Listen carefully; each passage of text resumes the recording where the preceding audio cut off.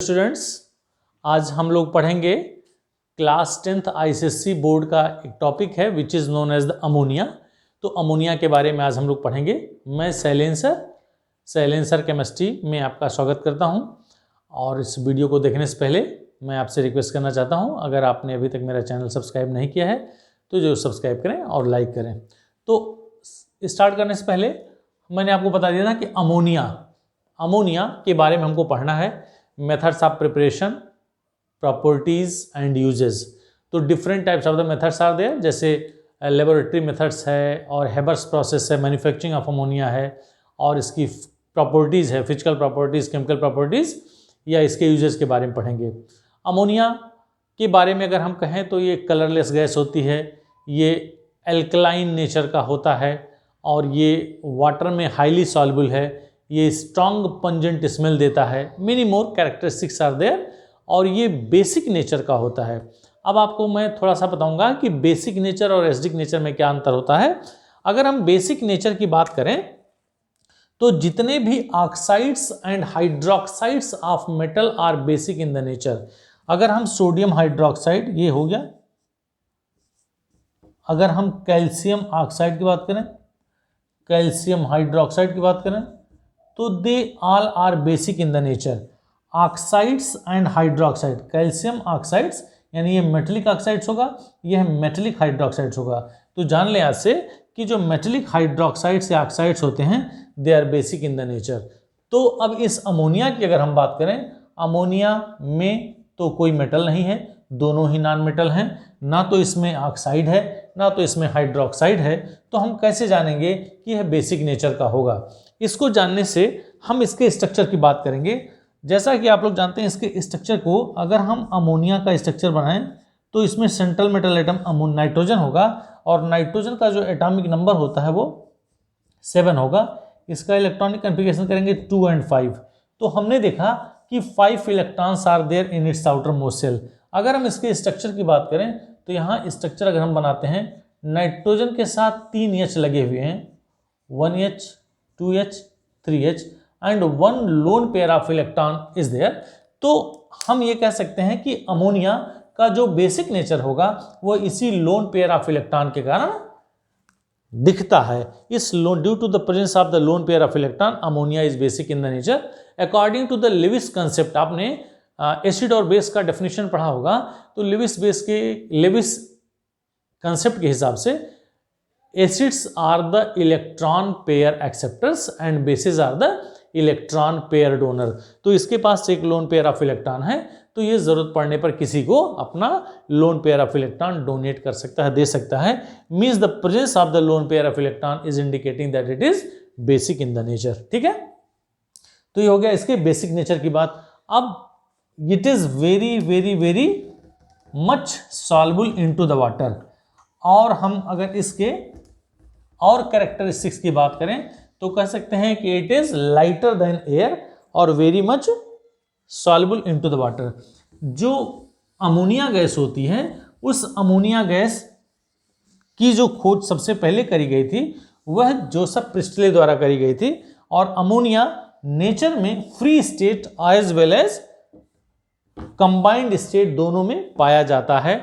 और इसकी सॉल्युबिलिटी हम इससे जानेंगे कि 1 volume of water can dissolve 702 यानी 702 volume of the ammonia can be dissolve.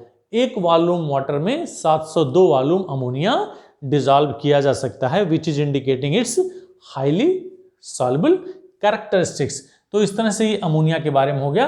I have written here already which I told you already. Colourless gas होती है, स्ट्रॉन्ग पंजेंट स्मेल होता है, alkaline taste, slightly alkaline taste होता है, it is non poisonous and lighter than air and highly soluble in water. All the characteristics या all the properties of the ammonia I told you. अब हम बात करेंगे इसके लैब मेथड ऑफ प्रिपरेशन। 2 तरह का मेथड हम आपको बताएंगे, एक होता है लैब मेथड ऑफ प्रिपरेशन और दूसरा होता है मैन्युफैक्चरिंग ऑफ अमोनिया। तो manufacturing of ammonia Haber's process से होगा, विच विल डिस्कस लेटर। और हम आज पढ़ेंगे, सारी चीजें पढ़ेंगे अमोनिया के बारे में। तो सबसे पहले हम स्टार्ट करने जा रहे हैं कि lab method of preparation. Lab method of preparation में 2 तरह का मेथड होता है। एक होता है we can prepare ammonia in lab from ammonium salt, और दूसरा जो प्रोसेस है, अभी मैंने यहाँ जो सेटअप बनाया हुआ है ये अमोनियम साल्ट के लिए है, और दूसरा जो प्रोसेस होता है उसको हम कह सकते हैं फ्रॉम मेटल नाइट्राइड्स। तो one by one will discuss. Ammonium salt से हम इसका प्रिपरेशन करेंगे। अमोनियम साल्ट का मतलब होता है, अमोनिया का फार्मूला यहाँ जान लें, अमोनिया का फार्मूला होता है NH3, और अगर हम अमोनियम साल्ट की बात करें बेटा तो ammonium salt is, just a minute, ammonium salt मतलब हो गया NH4 आयन, ये हो गया, it is known as the ammonium ion. और अगर ये किसी के साथ रिएक्ट करता है, अमोनियम साल्ट क्या हो सकता है, मान लीजिए NH4Cl हो सकता है, अमोनियम सल्फेट हो सकता है NH4 होल ट्वाइस, SO4 हो सकता है, और अमोनियम नाइट्रेट भी हो सकता है, सॉरी ये क्या हो सकता है, अमोनियम नाइट्रेट NH4NO3। लेकिन मैं आपको यही बता देना चाहूँगा कि यह अमोनियम नाइट्रेट इस प्रोसेस में यूज़ नहीं होता है, because ammonium nitrate is an explosive और ये डिकम्पोज हो जाता है, इसलिए इसका यूज़ नहीं करेंगे। We can use ammonium chloride या ammonium sulphate for the lab method of the preparation of ammonia. Understood?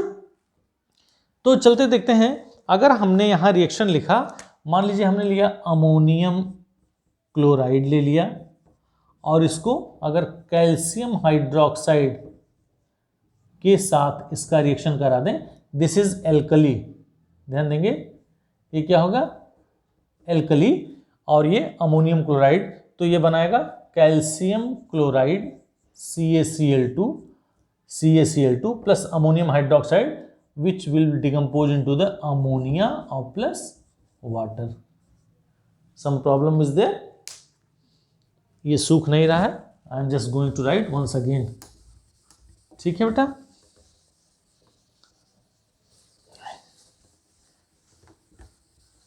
चलिए पहले मैं आपको फिगर जो बनाया हूं इस फिगर को मैं समझा देता हूं, फिर मैं यहां से आपको मिटा दूंगा। अमोनियम क्लोराइड, अभी मैं बताऊंगा कौन कौन से साल्ट इसमें ले सकते हैं, लेकिन जो लैब मेथड ऑफ प्रिपरेशन है उसमें हमने अमोनियम क्लोराइड और कैल्शियम हाइड्रोक्साइड, ये एल्कली हो गया, ये अमोनियम साल्ट हो गया, इसका सॉलिड फॉर्म हम ले करके it should be grounded properly, ये बहुत ही छोटे छोटे स्मॉल टुकड़ों में यहाँ रख करके हम इसको धीरे धीरे हीट करेंगे। तो इन दोनों का जो मिक्सचर होगा वह क्या देगा, calcium chloride which is a salt, और अमोनिया और वाटर वेपर। तो अमोनिया यहाँ से होता हुआ यहाँ आएगा, which we can pass through the drying agent which is known as the calcium oxide. तो कैल्शियम ऑक्साइड ड्राइंग एजेंट है, इसके साथ इस अमोनिया के साथ जो वाटर वेपर आ रहे हैं ये इसको एब्जॉर्ब कर लेगा, और हम यहाँ से एक इन्वर्टेड गैस जार में अमोनिया गैस कलेक्ट कर लेंगे bye the downward displacement of air. तो ये इसका सेटअप हो गया। अब हम इस सेटअप में कुछ क्वेश्चंस पूछते हैं एग्जाम में कि क्यों ऐसा होता है, why this round bottom flask is kept into the inclined position. ये पूछता है कि ये इंक्लाइंड पोजीशन में क्यों रखा होता है, तो उसका कारण हो गया, आप लिखेंगे जब इंक्लाइंड पोजीशन पे इस पे रखेंगे तो ज़्यादा से ज़्यादा सरफेस एरिया हम यूज कर सकते हैं, मतलब अमोनियम क्लोराइड और कैल्शियम हाइड्रोक्साइड का अधिक से अधिक पार्ट हम इस सरफेस एरिया में रख सकते हैं। और दूसरा जो कारण होगा वो इसके साथ जो वाटर वेपर बना, हमने रिएक्शन लिखा था अभी फिर लिखेंगे, जो वाटर वेपर बना वो वाटर वेपर फिर वापस आ करके, अगर ये इंक्लाइंड पोजीशन में नहीं होता तो वाटर वेपर जो बनता वो आ करके फिर इनकी दीवारों पे लगता। तो since this glass apparatus is heated, और जब वाटर वेपर उस पर जाता तो वह टूट सकता था, इसलिए ऐसा करते हैं। अब हम ये देखेंगे कैल्शियम हाइड्रोक्साइड और अमोनियम क्लोराइड में, ammonium chloride is sublimable substance, तो इसलिए यह सब्लिमेबल मतलब ये वेपोराइज हो जाएगा, तो इसलिए जो एल्कली होगा कैल्शियम हाइड्रोक्साइड, उस एल्कली का अमाउंट हम ज़्यादा लेते हैं। यहाँ से चलेंगे, जब हम इसको कलेक्ट करेंगे, Y it is collected, Y it is dried through the calcium oxide only.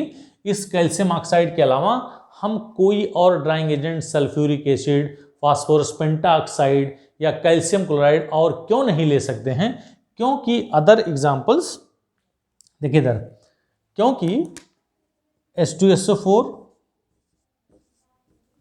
या कैल्शियम क्लोराइड या फास्फोरस पेंटाऑक्साइड ये सारे के सारे ड्राइंग एजेंट हैं, इसको हम यूज़ नहीं करेंगे क्योंकि ये तीनों ही अमोनिया से रिएक्ट करके एक कंपाउंड बना लेते हैं, तो therefore we are not going to use this type of the this type of the drying agent. और जब यहाँ से ये ड्राई हो जाता है तो इसको हम इस इन्वर्टेड जार में कलेक्ट कर लेते हैं। Y?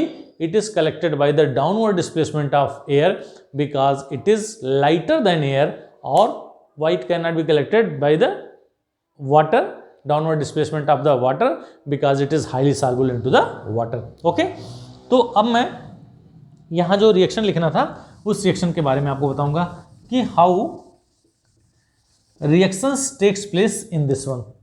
Late us see. Reaction हमने दिखाया था कि NH4Cl plus calcium hydroxide, this gives CaCl2 plus ammonia और प्लस वाटर वेपर। अब हम इसको अगर बैलेंस करें इक्वेशन, तो बैलेंस करें कैल्शियम क्लोराइड यानी 2 क्लोराइड, 2 नाइट्रोजन इज देयर, तो 2 नाइट्रोजन करने के यहाँ 2 नाइट्रोजन हो गया, और हमारे पास ऑक्सीजन 2 हो गया। ऑक्सीजन 2 करने के लिए हम यहाँ करेंगे 2, तो हाइड्रोजन 2 2 आर 4 और 3 2 are 6, 6 plus 4 equal to 10, hydrogen 4 2 are 8 और plus 2 10। This equation is balance. तो इस तरह से जो अमोनिया गैस बन रही है वो यहाँ से हम कलेक्ट करते हुए इसको ड्राइंग एजेंट से होते हुए इन्वर्टेड फ्लास्क में कलेक्ट कर लेंगे। तो अब ये क्वेश्चन आता है कि इस अमोनियम क्लोराइड के साथ साथ क्या और हम कोई साल्ट ले सकते हैं? Why only this much is taken? Calcium hydroxide जो होता है ये एल्कली है, it is easily available and cheap, that's why this alkali can be used। इसके जगह पे बेटा हम NaOH भी ले सकते हैं, और इसके जगह पे अभी भी मैंने आपको बताया था अमोनियम सल्फेट भी ले सकते हैं। ये दोनों ही हो सकता है, लेकिन अमोनियम ये दोनों भी हो सकता है, इसके साथ इसका रिएक्शन कराएंगे तो भी अमोनिया फॉर्म होगा, लेकिन इन दोनों की जगह पे हम अमोनियम नाइट्रेट नहीं लेंगे। फिर से मैं बता रहा हूँ, because it is explosive in the nature. Understood? तो ये इसका रिएक्शन हो गया। इस तरह से हमको अमोनिया यहाँ से मिल गई। चलिए मैं आपको यहाँ से मिटा रहा हूँ, यहाँ से इस फिगर को हटा रहा हूँ। अब मैं आपको बताऊंगा कि और किस टाइप के क्वेश्चंस पूछे जा सकते हैं इसके प्रिपरेशन से रिलेटेड। इसके प्रिपरेशन से रिलेटेड क्वेश्चन पूछा जाएगा, why we can't use other drying agent except calcium oxide? Why we can't use the drying agent other than calcium oxide? क्यों ऐसा होगा? क्योंकि हम उसका आंसर लिखेंगे कि other drying agent like sulphuric acid, like calcium chloride, like phosphorus pentaoxide can not be use because it react with ammonia to give different product. आइए देखते हैं क्या क्या बन सकता है।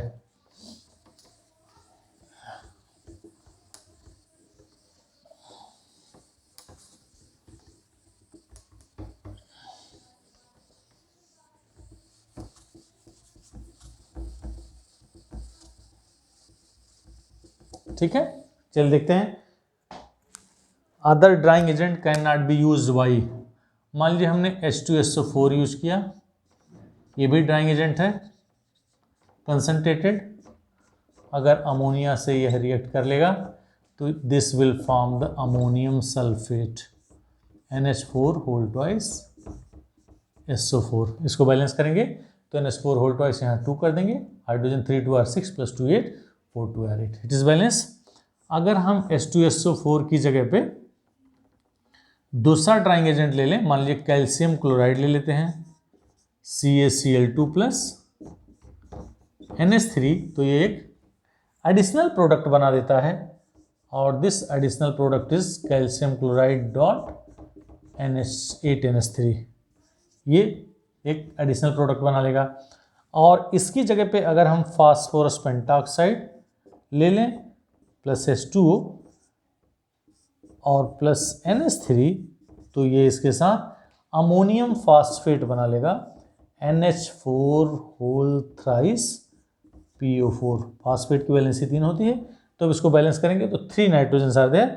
3 नाइट्रोजन को बैलेंस करने के लिए यहाँ 3 करेंगे। अब हमारे पास हो गया फास्फोरस, यहाँ 1 था, यहाँ हम 2 कर देंगे, 2 फास्फोरस, तो 2 फास्फोरस हो गया।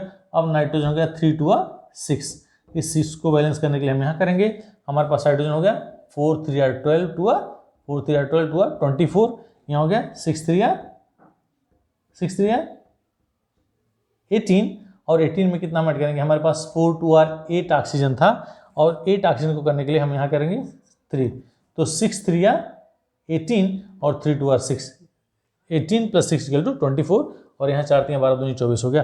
तो इस तरह से हमारा हम कहेंगे कि अमोनियम सल्फेट बन सकता है, कैल्शियम क्लोराइड डार्टेट NH3 बनेगा, एडिशनल प्रोडक्ट बनेगा, और अमोनियम फास्फेट बनेगा।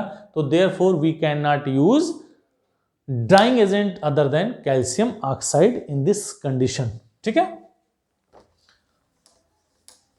तो इस तरह से आज अभी तक हमने देखा कि how to prepare ammonia gas in lab from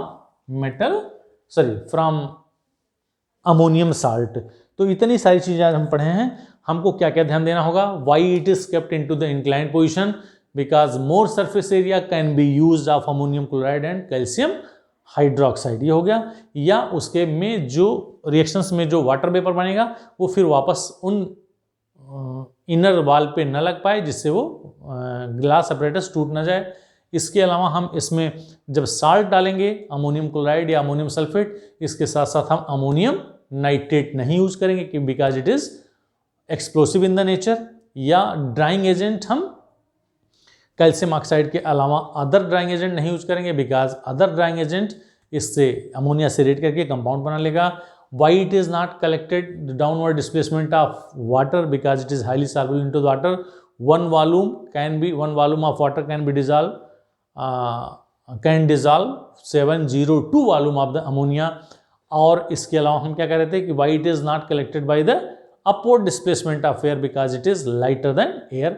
तो these are the things about the lab method of the preparation। अब हम लोग डिस्कस करेंगे lab method of preparation from metal nitrides. यहां लिख देंगे from metal nitrides, from metal nitrides. Metal nitrides को हम देखेंगे कि जैसे मान लीजिए magnesium nitride Mg3N2, calcium nitride Ca3N2, या एल्यूमिनियम नाइट्राइड AlN, ये सारे के सारे मेटल नाइट्राइड होंगे। अब ये मेटल नाइट्राइड कैसे होंगे, मेटल को नाइट्रोजन के साथ रिएक्ट कराएंगे तो मेटल नाइट्राइड बनेगा, कैल्शियम को नाइट्रोजन के साथ रिएक्शन करवाएंगे तो कैल्शियम नाइट्राइड बनेगा, एल्यूमिनियम और नाइट्रोजन गैस का रिएक्शन करवाएंगे तो एल्यूमिनियम नाइट्राइड बनेगा। अब इन मेटल नाइट्राइड से हम कैसे लैब मेथड में इसका प्रिपरेशन करेंगे। दीज मैग्नीशियम नाइट्राइड कैसे मिला, अभी मैं आपको बताया, magnesium will react with the nitrogen, it will form magnesium nitride.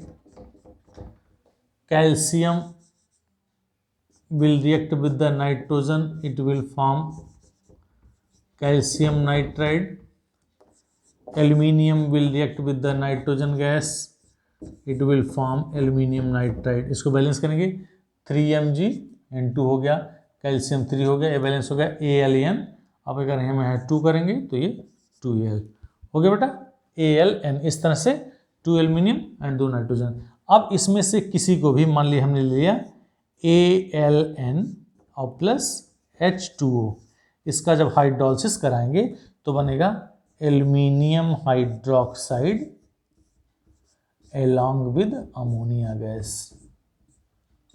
ठीक है, या calcium nitride CaN2 plus H2O, तो ये क्या देगा, calcium hydroxide aluminium hydroxide AlOH whole thrice और प्लस अमोनिया गैस हो गया।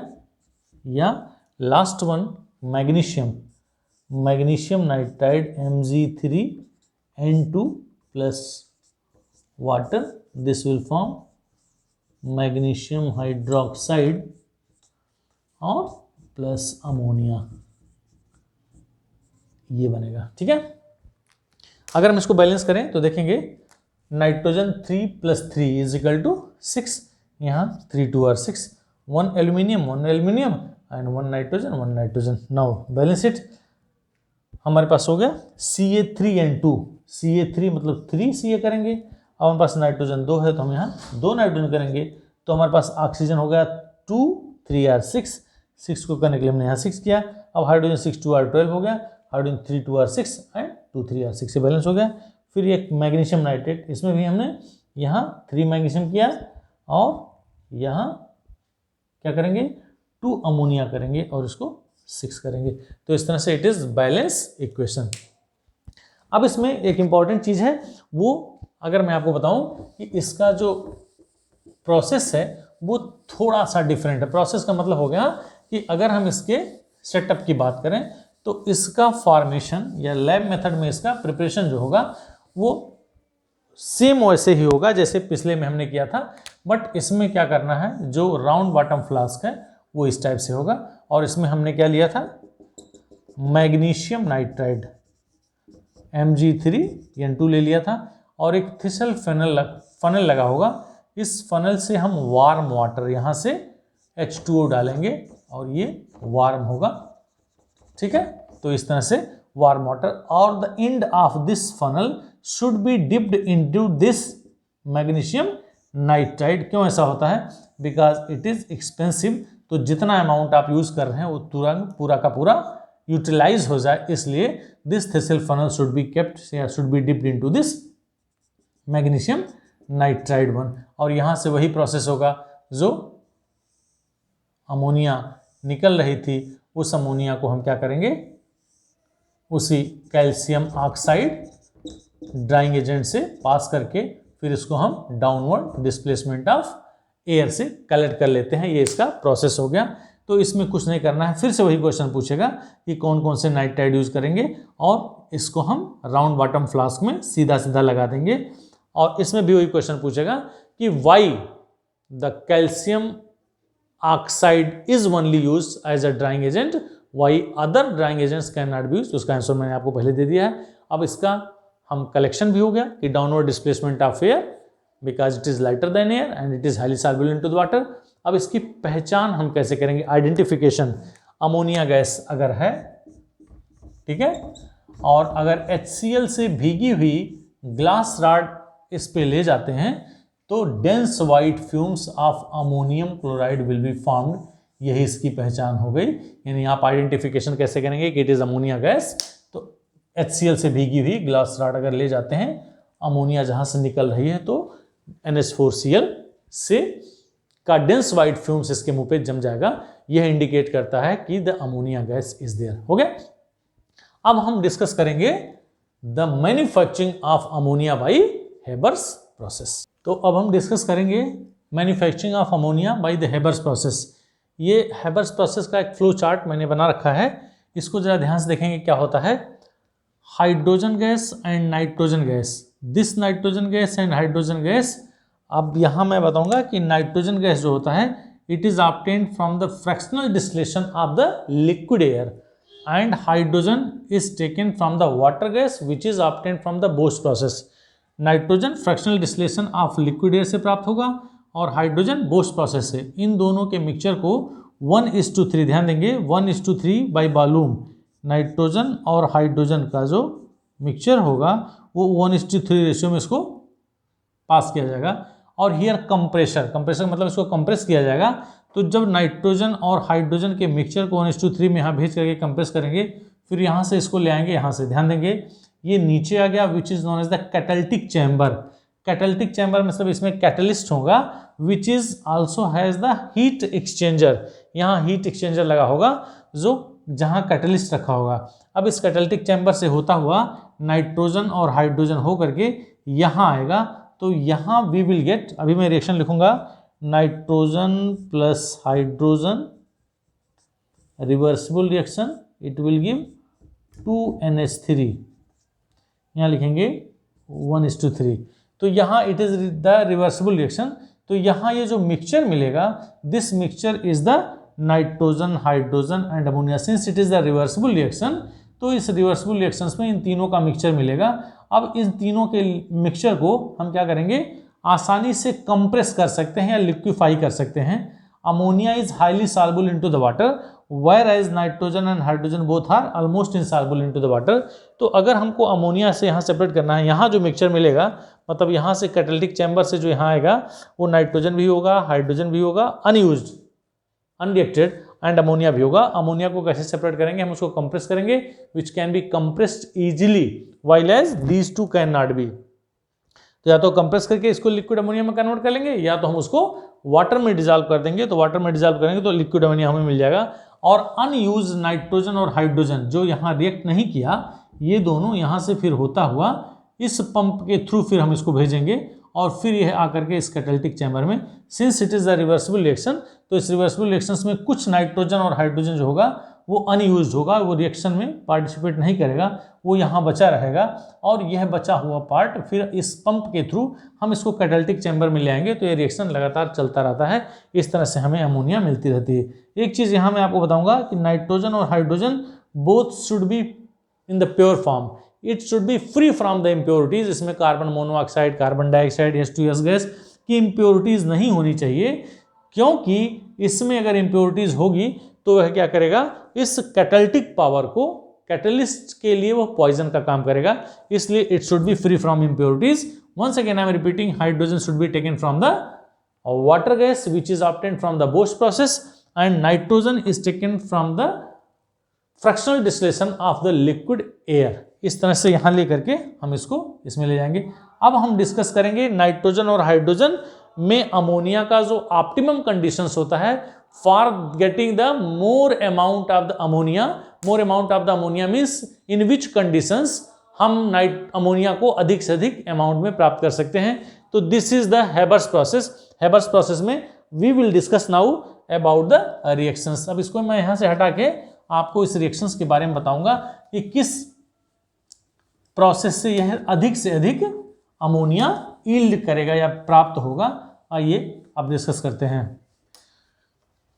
चलिए, यही एग्जाम में पूछता है कि write the conditions for the Haber process for the maximum amount, for getting the maximum amount of the ammonia. आइए देखते हैं reactions as I have written. N2 + 3H2 reversible reaction होगा, ये बनेगा 2NH3 and it is the exothermic reaction. तो इसमें 22,400 kilo calorie energy भी evolve होगी। तो इट इज द एक्सोथर्मिक। यहां ध्यान देंगे, हम इसमें जो कैटलिस्ट यूज करते हैं, catalyst finely divided iron in the presence of molybdenum as a promoter. यहां क्या होगा, कैटलिस्ट फाइनली डिवाइडेड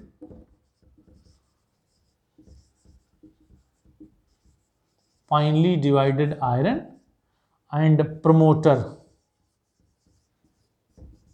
क्या होगा, मोलिब्डेनम।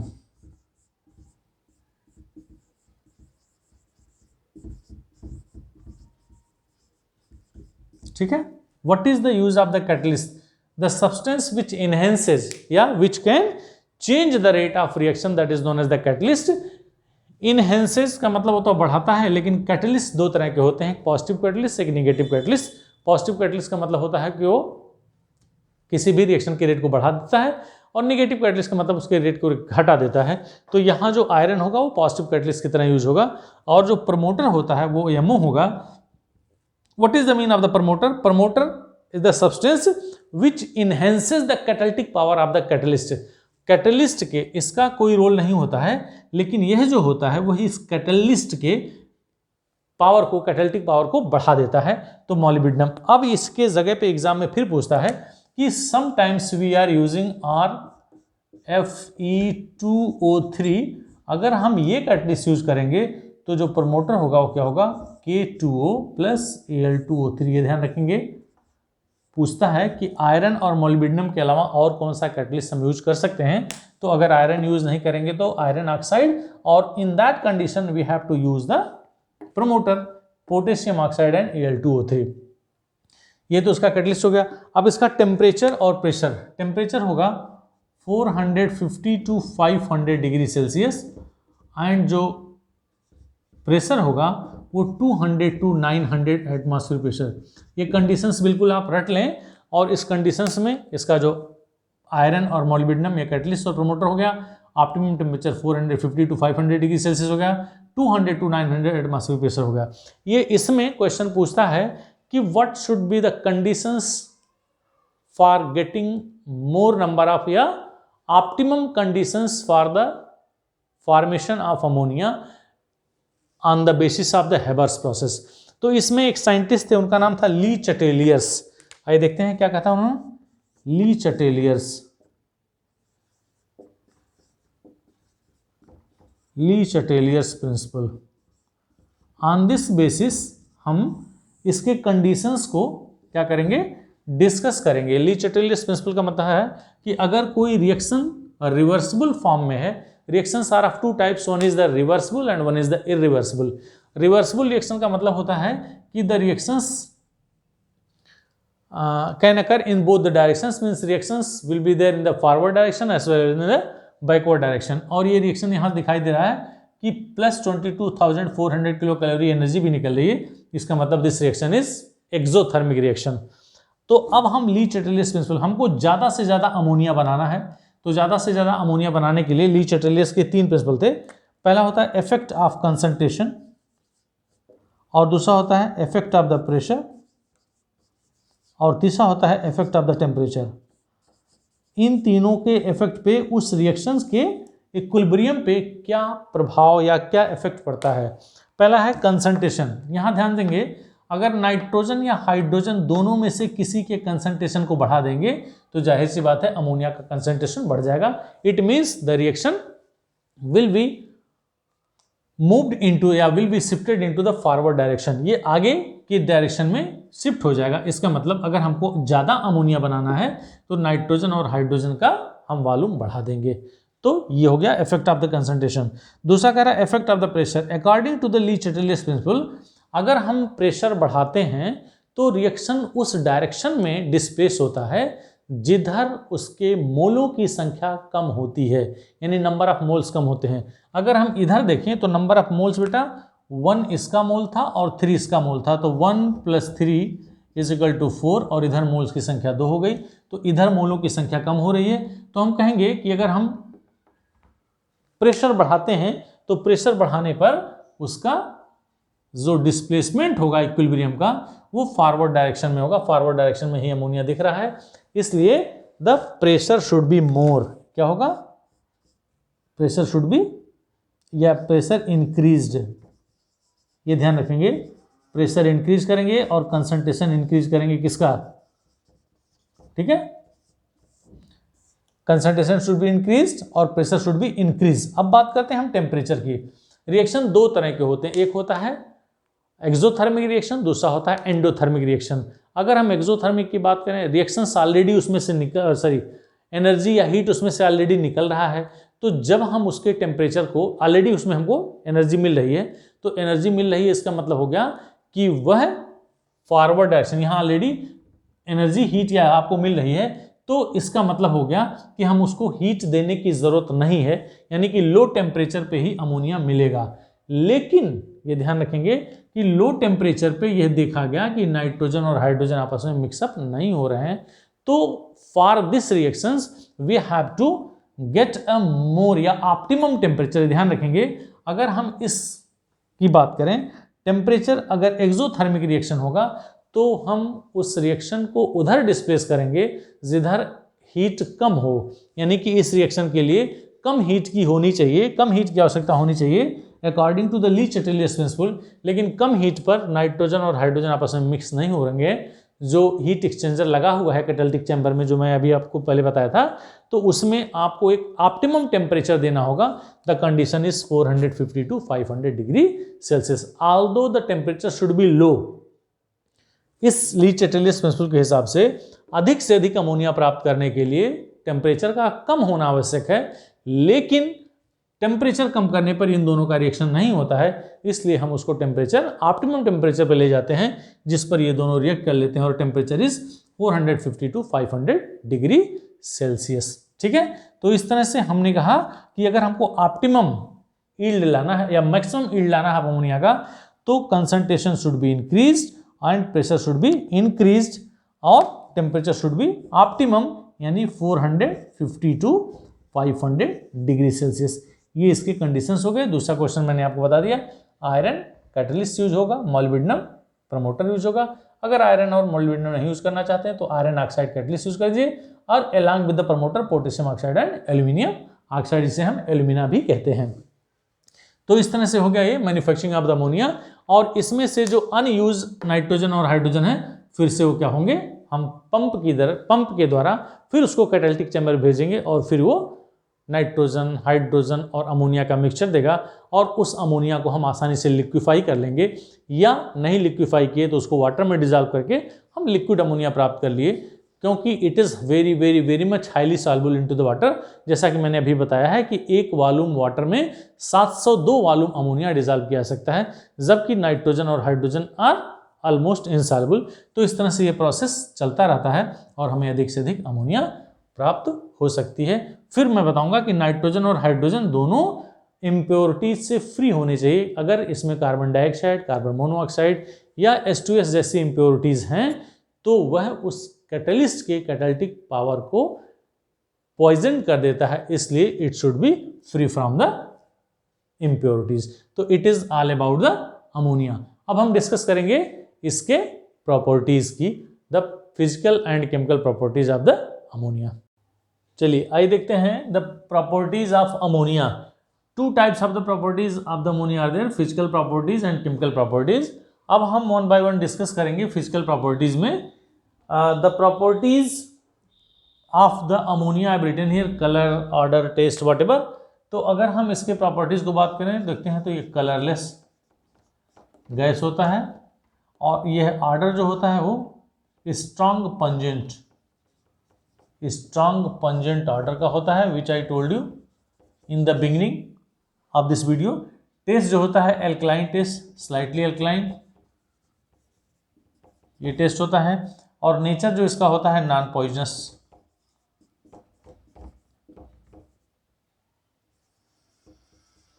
पॉइजनस होता है। डेंसिटी इसकी जो होती है वो लाइटर देन एयर।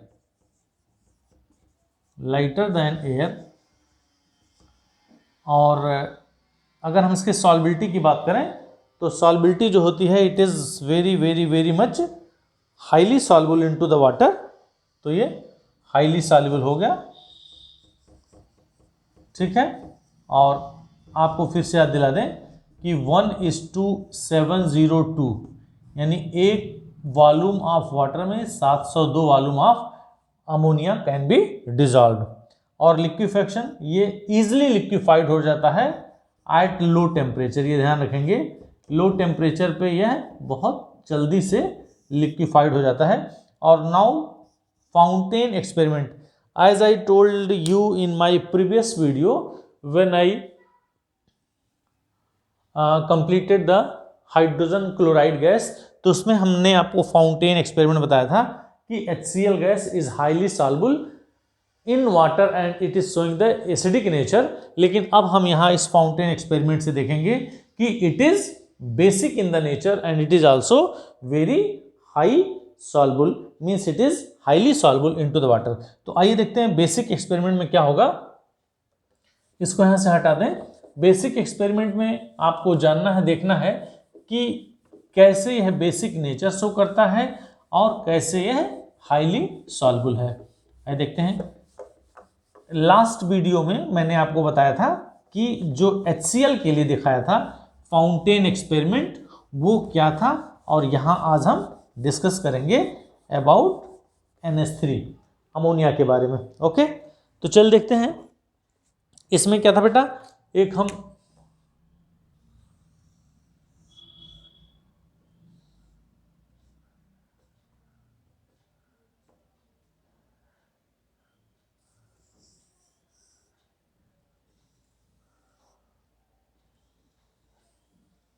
एक पतली सी ट्यूब लेते हैं और एक इसमें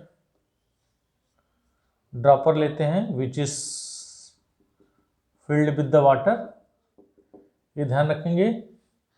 और हमने यहाँ क्या लिया हुआ है, रेड लिटमस सॉल्यूशन लिया हुआ ऑलरेडी, ध्यान देंगे क्या था ये, red litmus solution, it is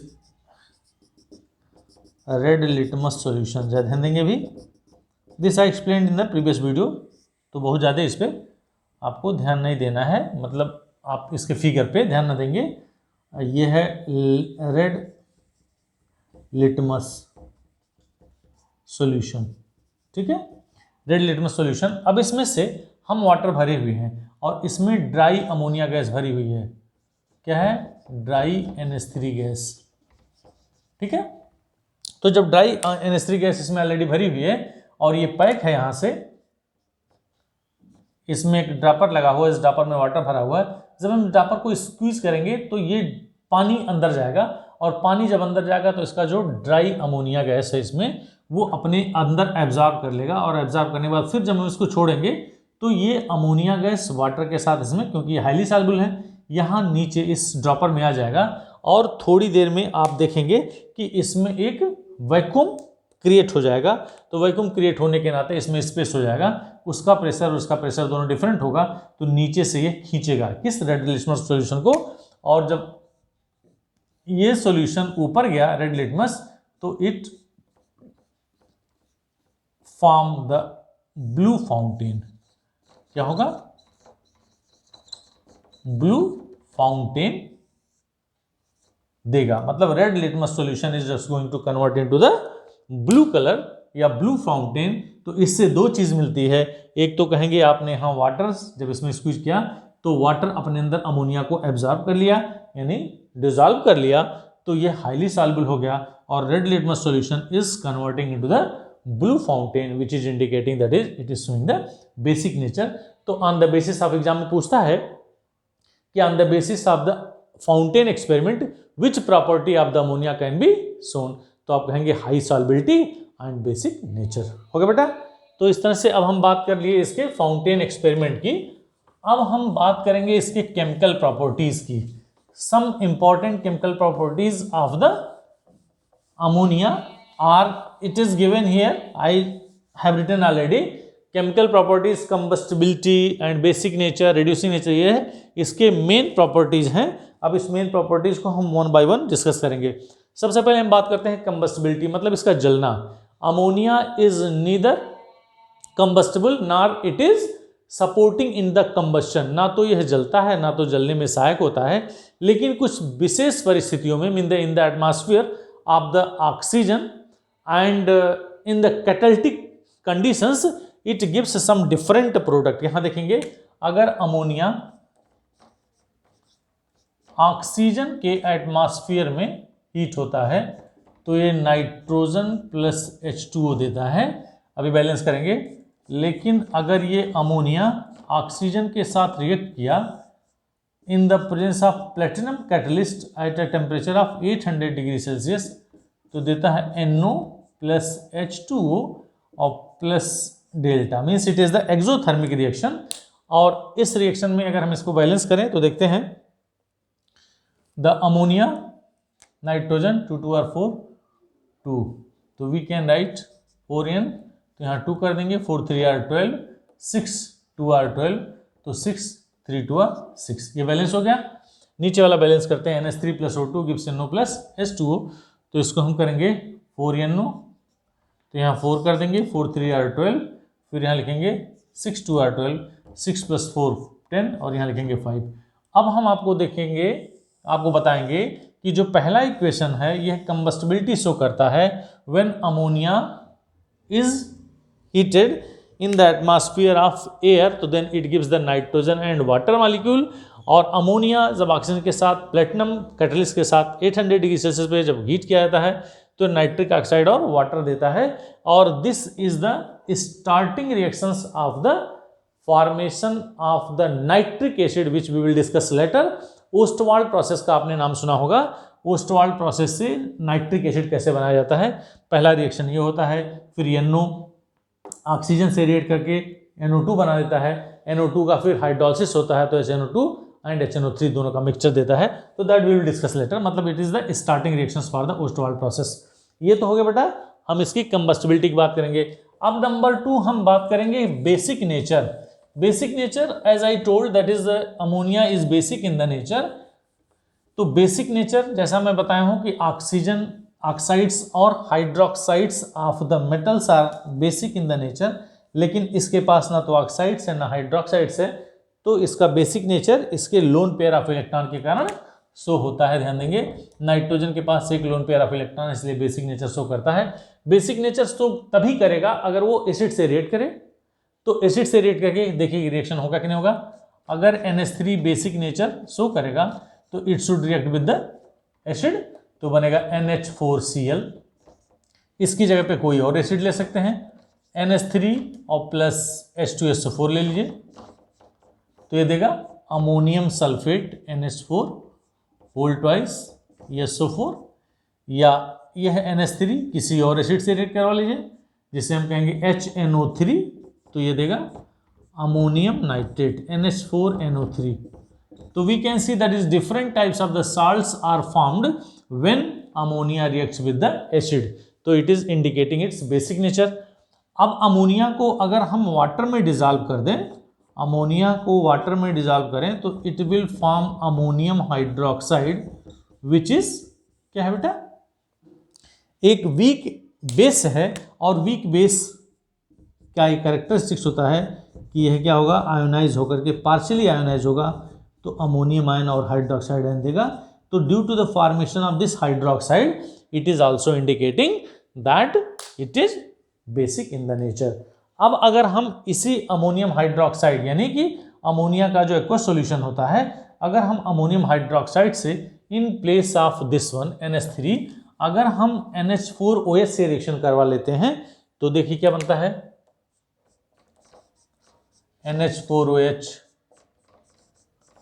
NH4OH या इस NH3 की जगह क्या लिखेंगे NH4OH। रिएक्शंस को बहुत ध्यान से देखेंगे, रिएक्शन इसके बहुत आसान है।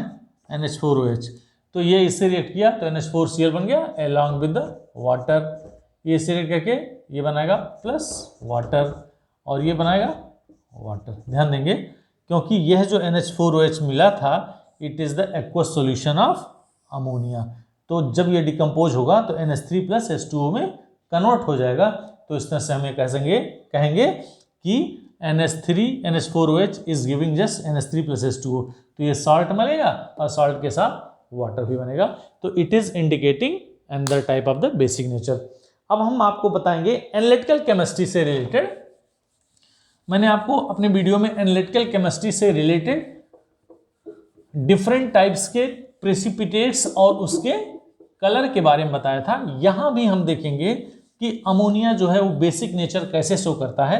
उस रिएक्शंस को मैं एक बार फिर से दिखाऊंगा जिससे आप ये कहेंगे कि it is showing the basic nature, ammonia is showing the basic nature. आइए देखते हैं क्या होगा। What happens when different types of the salts are treated with the excess of NH4OH? NH4OH, once again I am saying that is it is the aqueous solution of ammonia। तो different types के salt अगर हम ले लें, मान लीजिए हमने लिया फेरस सल्फेट ले लिया, मान लिया हमने ले लिया फेरिक क्लोराइड, हमने ले लिया लेड नाइट्रेट, ठीक है, हमने ले लिया जिंक सल्फेट, हमने ले लिया कॉपर सल्फेट, ये सारे के सारे हमने साल्ट ले लिए। अब ये सारे के सारे साल्ट जब एक्वस सॉल्यूशन ऑफ अमोनिया से रिएक्ट करेंगे तो क्या होगा, प्लस NH4OH, तो ये बनाएगा फेरस हाइड्रोक्साइड FeOH का होल ट्वाइस और plus FeOH whole twice plus ammonium sulphate NH4 whole twice SO4। हमको मेन चीज़ ये देखना है। और जब ये NH4OH के साथ रिएक्ट करेगा तो ये जो देगा वो फेरिक हाइड्रोक्साइड देगा बेटा, ये भी प्रेसिपिटेट होगा। ये जब NH4OH के साथ रिएक्ट करेगा तो ये देगा lead hydroxide PbOH whole twice, ये जब इस NH4OH के साथ रिएक्ट करेगा तो देगा जिंक हाइड्रोक्साइड, ये भी प्रेसिपिटेट देगा। और जब कॉपर सल्फेट NH4OH के साथ रिएक्ट करेगा तो ये देगा CuOH होल ट्वाइस, ये भी प्रेसिपिटेट। अब इसमें कुछ चीज़ें हैं जो आपको ध्यान से देखनी है। फेरस सल्फेट जब अमोनियम हाइड्रोक्साइड से रिएक्ट करेगा तो फेरस हाइड्रोक्साइड का ये डर्टी ग्रीन प्रेसिपिटेट देगा। क्या देगा? डर्टी ग्रीन प्रेसिपिटेट देगा, और which is insoluble into the excess of ammonium hydroxide. इसको अगर फिर एक्सेस ऑफ NH4OH से रिएक्ट कराएंगे तो कोई इफेक्ट नहीं होगा, मींस इट इज इनसॉल्युबल। अब अगर हम फेरिक क्लोराइड को इसके साथ रिएक्शन करवाएंगे तो फेरिक हाइड्रोक्साइड देगा FeOH whole thrice, it is of reddish brown precipitate देगा। और यह रेडिश ब्राउन प्रेसिपिटेट भी अमोनियम हाइड्रोक्साइड के एक्सेस में इनसॉल्युबल होगा। अगर हम लेड हाइड्रोक्साइड की बात करें तो लेड हाइड्रोक्साइड देगा चॉकी वाइट, ये सब मैं आपको पढ़ा चुका हूं एनालिटिकल केमिस्ट्री में, ठीक है। Chalky white which is also insoluble into the excess of ammonium hydroxide. अब ये जो ZnOH होल ट्वाइस है ये जिलेटिनस वाइट देगा। क्या देगा? Gelatinous white.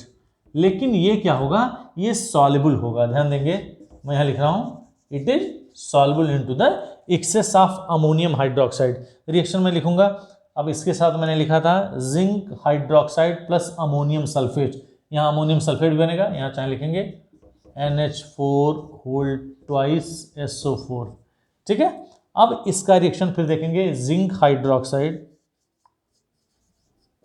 Plus ammonium sulphate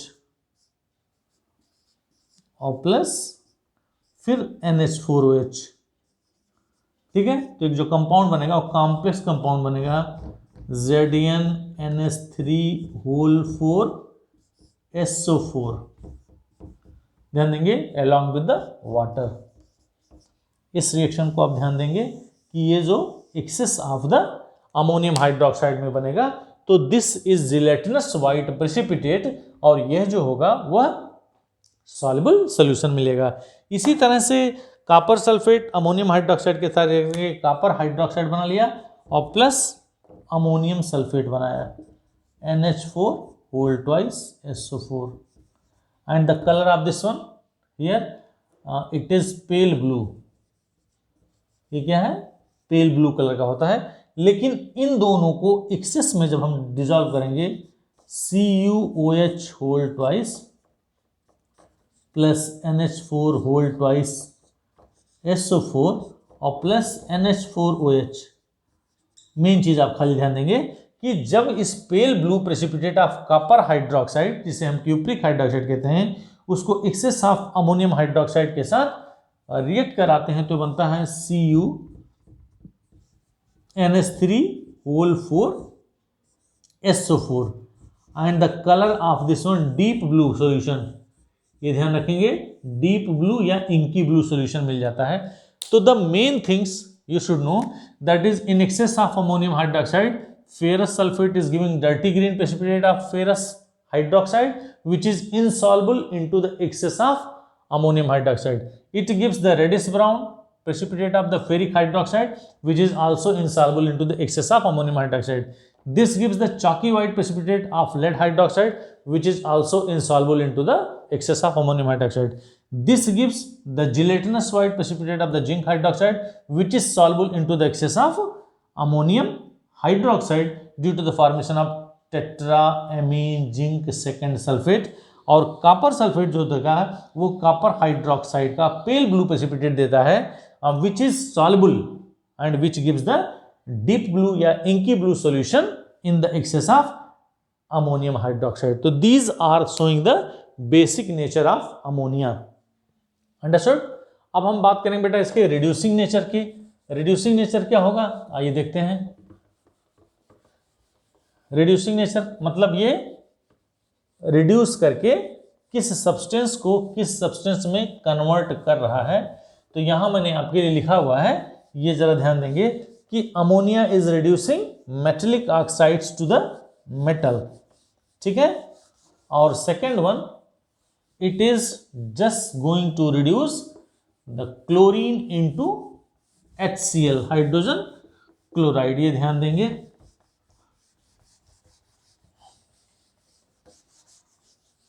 ठीक है, तो रिड्यूसिंग नेचर में हम इसको देखेंगे कि रिड्यूसिंग नेचर क्या क्या शो करता है। यह मेटलिक ऑक्साइड्स को मेटल में कन्वर्ट कर देता है। आइए देखते हैं मेटलिक ऑक्साइड्स क्या क्या हो सकते हैं। लेड ऑक्साइड मान लिया आपने ले लिया, या कॉपर ऑक्साइड ले लिया। अगर ये अमोनिया के साथ रिएक्ट किया, अगर ये अमोनिया के साथ रिएक्ट किया तो क्या बनेगा, ये Pb बना लेगा और प्लस N2 बना लेगा बेटा, और प्लस H2O बना लेगा। इसी तरह से ये Cu बना लेगा और प्लस N2 बना लेगा और प्लस H2O। हालांकि ये क्लास 11th के स्टैंडर्ड का है, मैं आपको कैसे बताऊंगा। यहाँ PbO था, PbO is converting into the Pb, it is indicating that is the loss of oxygen. Yes or no? When addition of hydrogen is known as the reduction, या loss of oxygen is known as, या removal of oxygen is also known as the reduction. तो यहाँ lead oxide is converting into the lead, तो therefore reduction process is there, so that's why we can say it is showing the reducing nature. reducing nature में कहता है lead oxide is converting into the lead, या copper oxide is converting into the copper one. दूसरा जो important reaction मैं आपको बताने जा रहा हूं, ये बहुत ही इंपॉर्टेंट है, just keep in your mind. क्या है कि it is converting, it is means ammonia is converting chlorine into HCl। ये रिएक्शन, दो रिएक्शन मैं लिखने जा रहा हूं, बहुत इंपॉर्टेंट है, एग्जाम में पूछता है बहुत। NH3 प्लस Cl2 गिव्स, फिर लिखेंगे NH3 और प्लस Cl2 गिव्स। यहाँ देखा बेटा NH4Cl और प्लस N2, और यहाँ देखा NCl3 और प्लस HCl। अब अगर हम इसको बैलेंस करें तो देखते हैं NH3, 3N is there, 3Cl और 3Cl कर लेंगे तो 6Cl, यानी 3 हो गया। और हमारे पास 1 नाइट्रोजन 3 हाइड्रोजन 3 हाइड्रोजन और 3 2 और 6 क्लोरीन, 3 और प्लस 3 6 हो गया। यहाँ अगर हम इसको बैलेंस करेंगे तो इसको करेंगे 6 NH4Cl प्लस N2, तो नाइट्रोजन हो गया 6 प्लस 2 इक्वल टू 8, और यहाँ क्लोरीन हो गया 6, यहाँ लिखेंगे 3। ध्यान देंगे, ये बहुत इंपॉर्टेंट रिएक्शन है। NH3 is in the greater amount and here NH3 is the smaller amount, तो क्या कहेंगे, excess of ammonia reacts with the chlorine. क्या लिखेंगे, एक्सेस ऑफ अमोनिया, ठीक है ना, और यहां लिखेंगे एक्सेस ऑफ क्लोरीन, ये ध्यान रखेंगे, एक्सेस ऑफ Cl2, ये दो रिएक्शन होगा। When excess of ammonia reacts with the chlorine, तो then it forms the dense white fumes of the ammonium chloride, as you can see, that is, it is the observation, dense white fumes of the ammonium chloride is formed when excess of ammonia is react with the chlorine. Next one, excess of chlorine is indicating 1 mole of the ammonia is treated with the 3 mole of the chlorine, so chlorine is in the excess amount and it will give the NCl3, it is the yellowish liquid, ये yellow liquid of NCl3 which is explosive, ये ध्यान रखेंगे, this is explosive in the nature, so that's why we can say, we can observe, that is, if dense white fumes of ammonium chloride is formed, so then the ammonia is in the excess, and when yellowish liquid of explosive is formed, so then we can say excess of chlorine is there, so therefore we can say that is these two properties are also the indicating the reducing nature of the ammonia। तो ammonia का reducing nature, दो चीज आपने देखा कि metallic oxide को metal में reduce किया या कन्वर्ट किया, या यह Cl2 को HCl में कन्वर्ट किया। अब आपने तो यहाँ HCl देखा, यहाँ कैसे देखेंगे, NH4Cl we can say, that is NH4Cl is the combination of ammonia along with the hydrogen chloride। अब हम डिस्कस करेंगे, अब हम बात करेंगे इसके यूजेस की। Now see the uses of the ammonia, as I've written here, uses of ammonia, it is used as fertilizers, different types of the fertilizers, जैसे हम कहेंगे यूरिया NH2CONH2, ये फार्मूला हो गया यूरिया का बेटा। Ammonium sulphate NH4 whole twice SO4 या ammonium nitrate NH4NO3, ये सारे के सारे क्या हैं? It is nitrogen containing fertilizers. तो therefore we can say ammonia can be used as the fertilizers in the formation of NH2CO, NH2 urea या ammonium sulphate या अमोनियम नाइट्रेट. तो इसका यूज इसमें हो सकता है. एज क्लींजिंग एजेंट, अमोनिया जो होता है वो it dissolves fats and grease, fats and grease. ठीक है, ये अपने अंदर फैट्स और ग्रीस को डिजॉल्व कर लेता है. तो हम ये कह सकते हैं कि अगर कपड़ों पे, क्लॉथ्स पे जो स्टेन्स होते हैं ऑयल्स या ग्रीस के, तो इसको यहाँ से रिमूव किया जा सकता है. तो therefore we can say the ammonia is used as the cleansing agent. Now next one, as refrigerant. Refrigerant में मुझे पता है कि रेफ्रिजरेशन में क्लोरोफ्लोरोकार्बन भी यूज किया जाता है, बट क्लोरोफ्लोरोकार्बन का क्या डिमेरिट है? Chlorofluorocarbon is just depleting the ozone. तो इसलिए इसके अल्टरनेटिव के तौर पे हम अमोनिया गैस को एज ए रेफ्रिजरेंट यूज करते हैं. क्यों ऐसा होता है? Because it is highly volatile and having the high heat of evaporation. ठीक है, latent heat of the evaporation. तो हम ये कह सकते हैं कि रेफ्रिजरेंट में अमोनिया का यूज कर सकते हैं ड्यू टू दिस प्रॉपर्टी. और इसकी जगह पे क्लोरोफ्लोरोकार्बन नहीं यूज हो सकता है. मतलब रेफ्रिजरेंट यूज होता है लेकिन क्लोरोफ्लोरोकार्बन क्या होता है? ओजोन डिप्लीशन के लिए रिस्पांसिबल है. तो then ammonia can be use. तो therefore we can say uses of the ammonia as fertilizer in the formation of the different type of the nitrogenous fertilizer, as cleansing agent it can dissolve fats and grease in it, and as a refrigerant in a ice plant. So therefore this is all about the ammonia, in which we have learned that is कैसे ammonia का क्या nature होता है, ammonia की क्या physical property है, ammonia की क्या केमिकल प्रॉपर्टी है, अमोनिया का क्या यूजेस है, या अमोनिया के मेथड्स ऑफ प्रिपरेशंस कौन कौन से थे. मेथड्स ऑफ प्रिपरेशंस में मैंने आपको पढ़ाया 2 lab method of preparation and 1 Haber's process. तो it is all about ammonia. Thank you so much for watching, and once again I am saying that is just give your comment, like it, share it, and if you have not subscribed it, so then please subscribe my channel Silencer Chemistry. Thank you once again.